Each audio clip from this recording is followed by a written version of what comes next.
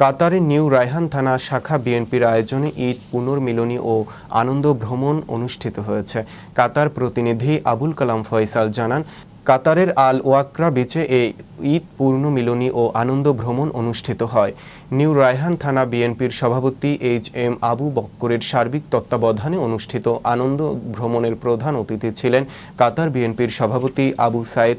বিশেষ অতিথি ছিলেন নাজমুল হোসেন, হানিফ ভুইয়া, KM পলাশ, সোহাগ জোয়ারদার, জহির চৌধুরী, মোহাম্মদ রিপুন হোসেন ও বাদল ঘরামি প্রমুখ। এ সময় নেতৃবৃন্দ বলেন, প্রবাসে পরিবার পরিজন ছাড়া ঈদ কষ্টের হলেও দলীয় নেতাকর্মীদের সাথে ভ্রমণে এসে তার কিছুটা লাঘব ঘটেছে।